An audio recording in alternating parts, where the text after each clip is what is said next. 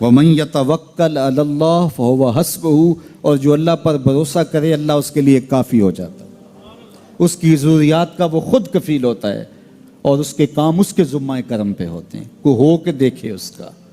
تو جو اللہ سے ڈرے اللہ اس کے لیے راستے بناتا ہے۔ حضرت عوف بن مالک رضی اللہ تعالی عنہ الاشجعی حضور کی خدمت میں حاضر ہوئے اور عرض گزار ہوئے کہ میرا بیٹا سالم مشرکین کی قید میں ہے اور میں فاقوں کی حالت میں ہوں۔ تو فرمایا آل محمد کے پاس ایک سیر جو ہیں، بس اس کے علاوہ ہمارے پاس بھی کھانے کے لیے دنیاوی اسباب نہیں ہیں۔ کہا صبر کرو اور اللہ سے ڈرو، اور لا حول ولا قوت الا باللہ کثرت کے ساتھ پڑھو۔ یہ ایسا وظیفہ ہے، ایک حدیث پاک میں آتا ہے کہ یہ 99 بیماریوں کا علاج ہے، اس میں سب سے کم درجے کی بیماری ہم اور غم ہے۔ یہ دکھوں کا مداوع ہے، مشکلات کا علاج ہے، اور یہ وظیفہ میرے حضور نے بتایا۔ حضرت ابو ذر غفاری رضی اللہ تعالیٰ عنہ کو حضور نے 5 چیزیں بتائی تھی، ان میں سے 5ویں چیز یہ تھی کہ ابو ذر کثرت کے ساتھ لا حول ولا قوت الا باللہ پڑھا کرو۔ فرمایا عرش الہی کے نیچے ایک خاص خزانہ ہے، یہ وظیفہ وہاں سے آیا ہے۔ یہ زندگی میں معمول بنا لو، جب پھنس جاؤ، مشکلات میں آ جاؤ تو لا حول ولا قوت الا باللہ پڑھو، اللہ راستے کھولے گا۔ تو حضور نے 3 چیزیں فرمائی، اللہ سے ڈرو، صبر کرو، اور کثرت کے ساتھ لا حول ولا قوت الا باللہ پڑھو۔ وہ فرماتے ہیں کہ میں یہ عمل شروع کیا، ابھی گھر میں بیٹھا ہی تھا کہ دروازے پہ دستک ہوئی، تو میں اٹھا کہ دروازہ کھولوں دیکھوں کہ کون ہے۔ تو دروازہ کھولا، دیکھا میرا بیٹا کھڑا ہے اور اس کے پیچھے 100 اونٹ کھڑے ہیں۔ تو میں نے کہا کہ تم اور یہ اونٹ؟ کہا مجھے موقع لگ گیا، میں ان کی قید سے بھاگ آیا اور آتے آتے ان کے 100 اونٹ بھی ہانک لایا ہوں۔ وَيَرْزُقْهُ مِنْ حَيْثُ لَا يَحْتَسِبُ، وہ تمہیں وہاں سے رزق دے گا جہاں سے تمہیں گمان بھی نہیں۔ اس کے ہو کے تو دیکھو، اللہ اکبر، اللہ کے ہو جاؤ تو پھر وہ تمہاری ضرورتوں کا کفیل ہو جائے گا۔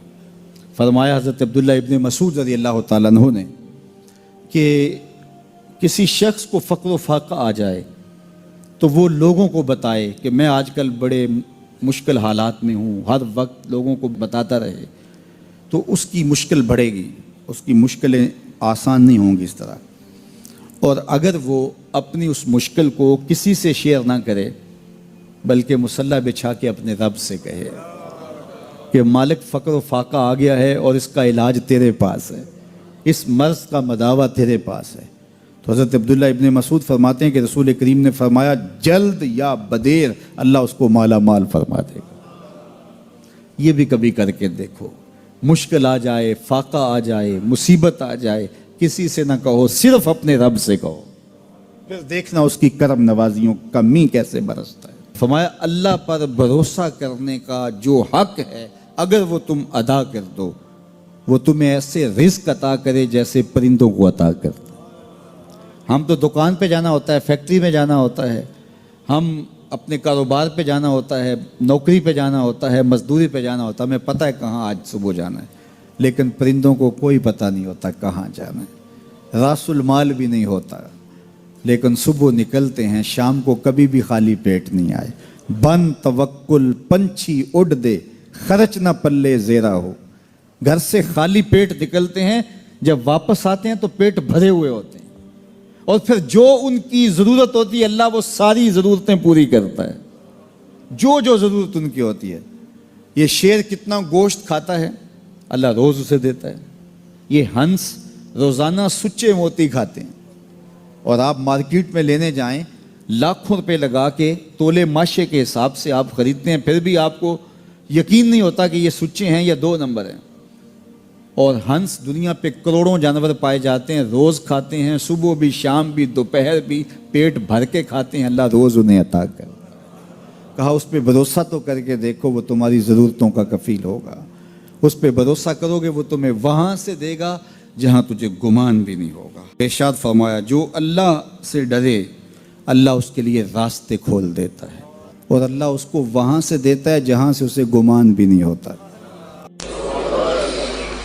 حضور نبی رحمت صلی اللہ علیہ وسلم نے ارشاد فرمایا 4 اشخاص ایسے ہیں جن کو جنت میں جانے سے کوئی چیز نہیں روک سکتی، اور فرمایا اگر لوگوں کے سست پڑ جانے کا اندیشہ نہ ہو تو اے عمر میں تجھ کو کہوں کہ یہ بات گلی اور بازاروں میں لوگوں کو بتا دو۔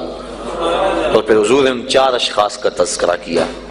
ایک وہ شخص جو والدین کے ساتھ حسن سلوک کرتا ہے، دوسرا وہ شخص جس کی اولاد زیادہ ہے ذرائع آمدنی تھوڑے ہیں لیکن وہ اپنی اولاد کے پیٹ میں لقمہ حرام نہیں جانے دیتا۔ جب ذرائع آمدنی زیادہ ہوں اور پھر حرام سے بچنا یہ بھی بہت بڑی سعادت ہے، لیکن جب ذرائع آمدنی بھی تھوڑے ہوں اور اولاد بھی زیادہ ہو تو پھر حرام سے بچنا یہ بڑا مشکل اور آزمائش کا مرحلہ ہوتا ہے۔ تو جو اس موقع میں رزق حرام سے بچا، قیامت کے دن حضور کے فرمان کے مطابق جنت میں جانے سے اسے کوئی شے نہیں روک سکتا۔ اور ہم صحابہ کی زندگیاں دیکھتے ہیں، فجر کی نماز ہوتی ہے، ایک صحابی جلدی سے اٹھ کے چلے جاتے ہیں۔ ایک دن آقا کریم نے پوچھا کہ ابو درداء کیا بات ہے؟ تو حضرت ابو درداء نے عرض کی حضور آپ جانتے ہیں آج کل مدینے میں کھجوریں پکنے کا موسم ہے اور سحری کے وقت ٹھنڈی ہوائیں مدینے کی سرزمین کو سلام کرنے بھی آتی۔ میرے ہمسائے کے صحن میں ایک اونچا لمبا درخت ہے کھجور کا جس کا جھکاؤ میرے گھر کی سمت ہے، اور جب ہوا چلتی ہے تو اس سے کھجوریں ٹوٹ کے میرے ویڑے میں گر پڑتی ہیں۔ میں جلدی جلدی اس لیے چلا جاتا ہوں کہ بچوں کے اٹھنے سے قبل وہ کھجوریں اٹھا کے ان کے گھر میں پھینک دو، کہیں ایسا نہ ہو کہ میرا بچہ کوئی کھجور اٹھا کے اپنے منہ میں ڈال لے۔ یہ صحابہ کا مزاج۔ اور ہماری سڑک سے گنے کی ٹرالی گزر کر تو دیکھیں، ہم بچے کو شاباش دیتے ہیں کہ بڑا دلیر نکلا ہے۔ جس کو آج آپ حوصلہ افزائی کر رہے ہیں کل بڑا ہو کے ڈاکو بنے گا، کل بڑا ہو کے راہزن اور لٹیرا بنے گا۔ اولاد کی تربیت کے باب میں یہ بات ہے کہ اگر وہ گناہ کا ارتکاب بچپن میں بھی کرتے ہیں تو ان کی وہاں حوصلہ شکنی کی جائے تاکہ ان کے دل میں گناہ سے نفرت پیدا ہو جائے۔ تو حضرت ابو درداء نے عرض کی حضور میں اس لیے جلدی چلا جاتا ہوں کہ ہمسائے کے گھر سے جو کھجور کا درخت ہماری سمت جھکا ہوا ہے اس کی کھجوریں جو گرتی ہیں میں ان کو اٹھا کے ان کے صحن میں پھینک دوں تاکہ کہ میرا بچہ وہ کھجور اپنے اندر نہ لے لے۔ اور آپ جانتے ہیں کہ حضرت امام حسین رضی اللہ تعالیٰ عنہ مسجد نبوی میں آئے، صدقے کی کھجوروں کا ڈھیر لگا ہوا تھا، بچے تھے، ایک کھجور اٹھا کے انہوں نے اپنے منہ میں ڈال لی۔ تو آقا کریم صلی اللہ علیہ وسلم تیزی سے آگے بڑھے اور ان کے حلق میں انگلی ڈال کر حضور نے کہا کہ اس کو نکالو باہر اور اندر سے کھجور باہر نکلوا دیں۔ میں اور آپ اپنے رزق پر اگر غور کر لیں اور اپنے رزق کی حلت کا سامان کر لیں تو عبادت کی لذت نصیب ہو جائے۔ تیسرا وہ شخص کہ جس نے ایسی سچی توبہ کی کہ دوبارہ گناہ کی طرف جانا اتنا مشکل ہے جس طرح تھن سے نکلا ہوا دودھ دوبارہ اندر نہیں جا سکتا۔ اور چوتھی وہ عورت جس نے اپنی ساری محبتیں اپنے خامد پہ نچھاور کر دی اور اس حال میں مری کہ اس کا خامد اس پہ راضی تھا، اس کو جنت میں جانے سے کوئی چیز نہیں روک